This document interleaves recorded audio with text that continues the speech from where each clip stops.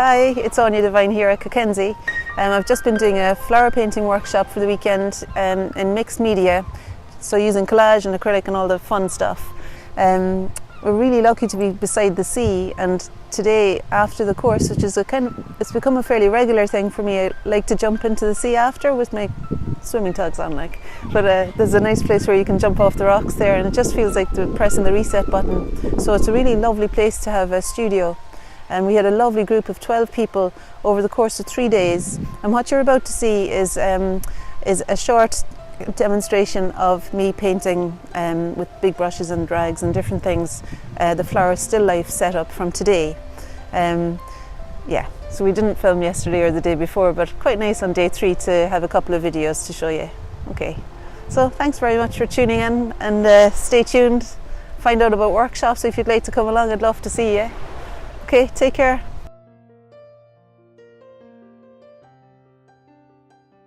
Serious art is born from serious play, and so play isn't a frivolous kind of thing that can be kind of secondary to our lives. In my view here, particularly in everything, but especially here, maybe not in budgeting, maybe not in the tax return, but in everything else you can engage your inner child. Yeah, we've got massages going. Am I on camera? So there's a lovely Ruby's offering massage here. Sometimes it hurts. Sorry. Just clearing a bit of a runway. And I know that you don't all have a long runway, but stand back a little bit regularly. Remind yourself to stand, and I'll remind you as well to stand back often. I was going to say stand back often. If you've not got a huge distance behind you, take your phone out and get a photograph of your painting, and that way you see it as though you're standing 30 paces away. Alright, so with my eyes half closed, so the first thing I'm noticing is that I want to explain the area of green, and forgetting that they're individual leaves really, I just want to see the spread of the green throughout the page. Yeah, and I'm kind of going to need to make the jug a little bit smaller than life size if I want to get this daisy. And I want to get this daisy because it's high and it's quite nice in relation to the 2 lilies, I think, that are pulling down that way. Okay. Yeah, so I spoke about making the jug a little bit smaller. So already I'm before I put the green in, I want to know, I'm putting the green in between the 2 white lilies and the yellow sunflower to begin with. I'm looking at that green shape. And before I put that green shape in, I kind of want to know the size the jug is going to be, so that I'm already working in relationship to that. You don't have to think it through, but it'll automatically happen really. When you decide you want your jug to be off center so that you get the spillage over here more than the other side, and I want it to be low enough that I'll get this daisy, automatically you'll locate the green where to allow for that, to allow for that spread. And if you don't, for God's sake, there's a rag there and we can just wipe it off. We can shift it, we can adjust it, and in the adjusting your work becomes more exciting. That's what painting is really. It's constantly adjusting, keeping the faith, kind of feeling like everything you do is good enough for now, and then move on and adjust according to what the next fresh look has revealed. Okay, so I put some burnt umber into that green. I want to put some ultramarine blue, so ultramarine blue looks like that. I want to put some of that into the green and burnt umber, into the hooker's green and burnt umber, so that it's not as earthy a green, because as I go over this way, the leaves of the lily I think have more of that kind of a feel about them. Yeah, there's still a little bit of burnt umber stuck in the brush there. I'm going to clean it out a bit better, dry it on the rag, because I don't want it dripping at this point. I like the scumbling, the cross hatching the cross hatching that's kind of a scumbled thing. So there I just put so the reason I did that, I washed the brush because there was streaks of burnt umber still in the colour. So I washed the brush and picked up just the ultramarine blue and the hooker's green in order to make a colour that represents the colour of the lilies. And fairly quickly I could actually just begin to give the feel of the lily, the direction of the lily leaves while it's still wet. Maybe there's another one. I'll just take some of that. No, I won't. there's another one that kind of goes there. Just to begin capturing the movement that's available. And then on the other side of the sunflower there's also a lily leaf that's almost as low as that one. It might seem like a precise thing that I'm kind of noticing that, but you'll notice different things and you'll find your own kind of steps through your paintings, so it's not going to feel alien to you. Okay, so, and then I think the green of the leaf of the sunflower that's occupying the front is covering the front of the jug a little bit, down below halfway of the jug. And then a bit more lily colour. For the, when I half close my eyes, there's another shape in between the sunflower and the pink lily here. There's another green shape there. And as soon as I find myself becoming methodical in any way, or becoming bored, or feeling like I'm getting cross with my, I don't know, as soon as something comes in that feels critical, stop and do something somewhere else, or I don't know what I'm saying really there. I think as soon as you think you're doing things by rote, if there's anything that's becoming pedantic and just normal, stop and draw back and consider, where could I do something somewhere else? And a splash is always good to dispel that fear or whatever it is. And because you're moving from the shoulder, you got great gusto and bravery. You feel brave. All right, so I'm going to continue with the big brush. And it holds a lot of water. I have a thinner one and I don't know where I put it, that doesn't hold quite as much water, so you won't have a sea of water on your table, hopefully. But I wanted to wash it very well there, because the next colour I'm going to start using, well, actually the next colour I'm going to use is blue, because I'm going to start putting something in for the vase. Let me just get a piece of collage there. We've got a big pile of paper in the middle of the floor. It's a bit of chaos. I'm going to do the Francis Bacon quote again. Francis Bacon said, "I love to have order in my work, but for it to have come about through chaos." And if you look around you here, there's a lot of chaos. So we're following in the footsteps of Bacon. I think I prefer this one. And find something of the shape of the jug that'll be in there. And I do kind of like this one as well. I think maybe I'll put that over on the other side. Okay.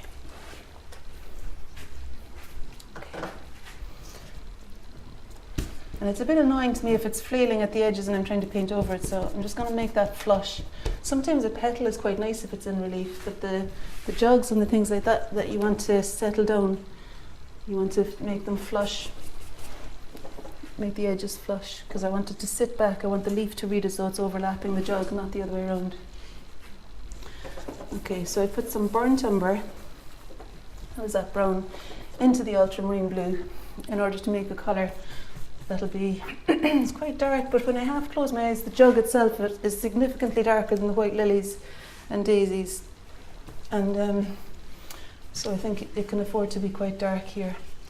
And I'm going to use the rag now to lift off a little bit of this tone as well, so it's not going to stay that dark really. And when I've got a wet rag in my hand, what I'll do then as well is get a clean one. And I'm going to maybe just extract, if I can, a little bit of the sunflower shape from the centre here. Oh yeah, and with the splash, do you know what happens with the splash? Sometimes you can get a lovely pattern. Isn't it nice how that happens? So when you splash water across acrylic paint as it's drying, it leaves some lovely effects. And this is what I'm talking about, engaging the element of surprise. That's what so I'm excited now seeing that. You know, there's a bit in here that tickles, like, and you think, hey, okay. And using the damp cloth, I'm going to also maybe just seek to explain something of the pattern on the jug. So I'm lifting out the kind of grey shapes that are in between those bits of pattern. And you see things like this that happen when you tear something off by mistake. That's kind of exciting. Make chance essential. Paul Klee said that. And if things come up that allow you to not do what you had expected, that's great, celebrate that, because often it's, and I would say all the time, it's in your favour if you can just welcome it. Again, it's a lot like life, isn't it? Things that are kind of tricky sometimes can be fine if you just let them be. Okay, so there's a kind of a green colour now on the tabletop there as well. It's not that green at all, is it? It's got more yellow in it, I think. So I just put some lemon yellow on the brush. And I think it's the cadmium yellow, the warmer. So this is lemon yellow here. And then this is cadmium yellow. Do you see the difference? That's more sunflower yellow, I think. And putting the cadmium yellow in, I think gave me a bit more of the green I was after. A bit more. I'm kind of getting there with it, I'm not sure yet, but it's okay for it to be enough to be on its way. It doesn't have to be resolved. It's the same with drawing everything out. It doesn't all have to be completely accurately plotted early on, but finding your way there is the thing, is the satisfying thing. Really, I'd say it's the yellow ochre, isn't it, that maybe needs to go in. That's cadmium orange into the...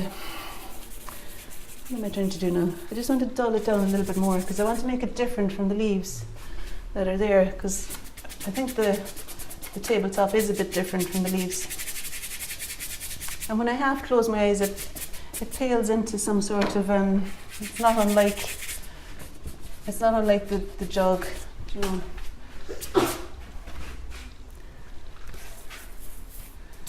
Maybe just use that as a shield, kind of. Okay. Just kind of imagining where the edge of the table might be there as well.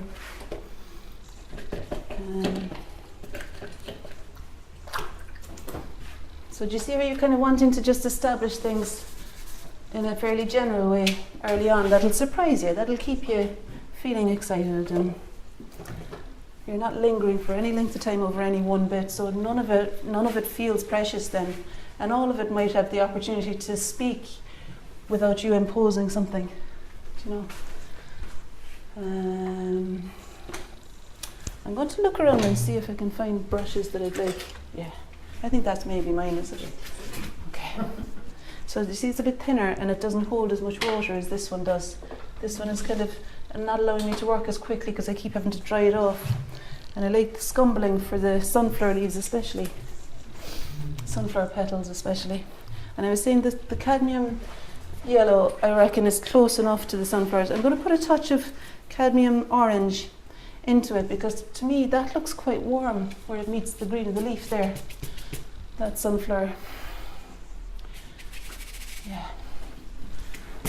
And I want to capture the direction in the same way, Susan, as you did yesterday with your splash, you know, with the sunflower splashing down the way. It was like it was shining beyond the physical form of the flower.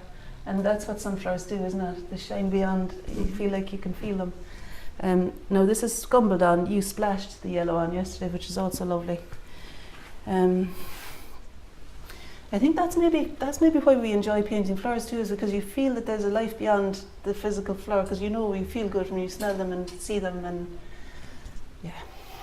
Okay, so the other sunflower is kind of there, I think, and that's just the pure cadmium yellow, and it extends further than the vase does. The petals of the sunflower there extend further than the vase. And I'm looking at it in relation to the other sunflower and seeing that it doesn't come down as low as the other one at all. It's a little bit lower than halfway down the other sunflower. And this other sunflower has some petals that are that kind of colour down there as well, a little bit. I love doing it this way because you're not faithfully reproducing a sunflower. You're finding the direction that it's shining in. And later, like I said yesterday, maybe I could just show that picture I did yesterday. Later on you can you can identify, maybe this is a good one to see. Yeah, you can kind of clarify the petals a bit more by painting the background colours up to meet.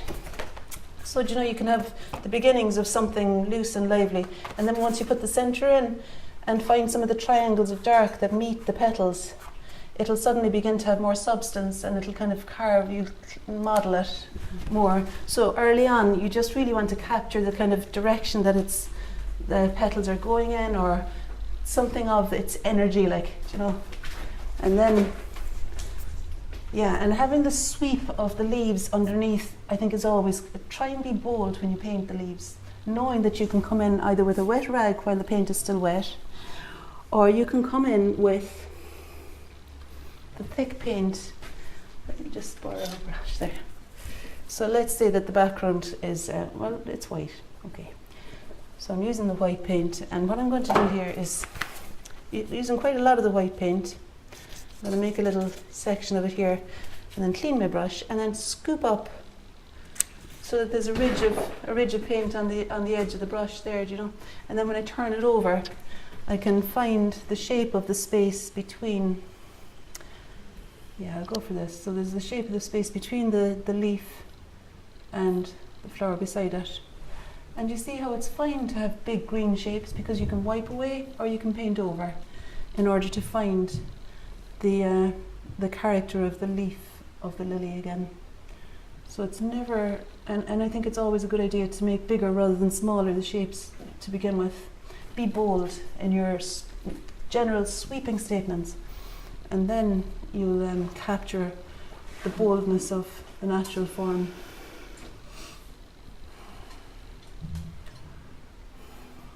Okay, you know what I mean. So you can continue, and you can make it thinner and thicker in places. Sometimes you want there to be a bit of the background showing through. I quite like that there's some of the background showing through in places there. And the edge that we want to see is the edge where the background meets the leaf here. So I'll just continue it a little bit further down just to illustrate what I mean. But this kind of thing would probably happen later on in your painting. You probably wouldn't be putting heavy opaque paint on too early on, really. I would leave that for chipping in later on. But you could always, after doing a little bit of that, you could always go back to splashing on more leaves. You know, so it's always an option to become wild and free again. And I recommend finishing with a flourish, you know, and still opting for the 2-inch brush at times towards the end of it. It's good to have a few big brushes so that you don't have to keep washing them to get the colour for the next thing. And you don't want your colours mixing in together. So Juno, that's something that yesterday you made a big difference, I think. Where are you, Juno? There. Remember when you cleaned your palette, you had your palette on the table for your paint, and you had a different place for mixing your colours. And I think that makes a difference to the cleanness of your paint as you put it on. And the other thing that'll make a difference is having enough brushes that you don't have to always be cleaning them before using the next. Like the yellow is very different to the green. I want the yellow to be nice and bright and clean, so you really need a clean new brush for that. Not new, but you know, new. Yeah. Okay, and what I'm illustrating here is that you can go back and do general moves after doing the more particular things. I would, in fact, not that you can, but I recommend you do go back and do general stuff when you've been more considered in an area. Notice your shoulders rising, your breath kind of tightening maybe or something, I don't know, and then breathe and remember to do something general somewhere else. And then you can draw back into it, leaving a space for where the lily might be. And become newly inspired. When you pick up a different material, a different tool to make a mark, it engages something in you that makes you more inspired again. I've got a Shuts it. I I think that, you know what, I think this is working. With the alizarin, or with the crimson, I'm putting on some of this, which is rose red, named after Rose. There we are. Okay, that's fine.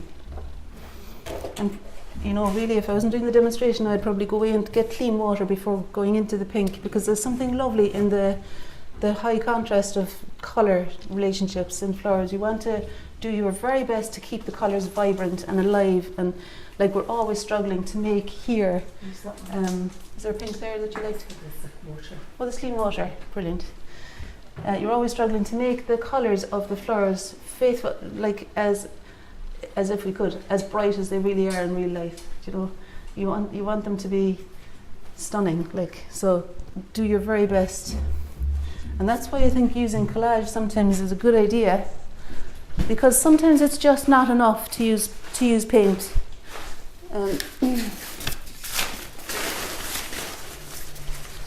And it's a lot of fun. Just again, it kind of engages the preschool child when you go down to sit in amongst all the collage paper in the middle of the floor there, and just, you know, like your man and the crazy chef and the Muppets, you find something that might work better than paint to explain the bright, vivid beauty of the petals and the light. And I think particularly where they meet the light is a good place to put the thicker paper. And like I was saying yesterday, Rembrandt's paintings, you could lift them up by the nose because the light paint is thicker and the thins are painted, the darks are painted more thinly. And that's what I would recommend early on with your greens, if you use either the brush or the rag, but that your priority is to kind of keep it, while dark, keep it thin and unobtrusive, kind of, so that it's a good foil for the brightness of the flowers over the top of them. So thin darks and thick lights generally, but sure, sometimes you find just the colour for the dark in collage, and that's fine too. There's no real strict, like, the rules are made to be broken, isn't that what they say? Yeah. I'm not sure about that, but for now it's okay, because it's like saying there's something punchy and bright in that section, and you might later peel off the collage, but it allows me to also establish that other flower that's there without even using the pink. Oh, there's another one there. Yeah, and then there's a third one up there somewhere. Totally ignoring the time there. But I will stop now. I'm having too much fun. As soon as I start having too much fun, I think everyone needs to get to work, because I've stopped. Yeah, because it is fun. It really is fun. You know, this is lovely, and there's lots of stuff you can use to make your paintings. So feel free to beg, borrow, and steal, and breathe. Remember to breathe, particularly focusing on the out breath. Fully occupy the space you're in. Visualize the shape of the flowers as the space they're going to occupy on your piece of paper, and with big sweeping statements, go for it. And bring yourself. That's all we can each do, is bring ourselves to the table as fully as we can. That's your main job. Above any technique or anything, you're bringing your particular expressive visual voice, which the world has never seen before, to the table, and that's your responsibility. Nothing else is kind of worth sacrificing for that. Is that right? Do you know what I mean? Don't sacrifice anything else for it. So keep yourself lively, forget about the end result, and enjoy the process. Thanks.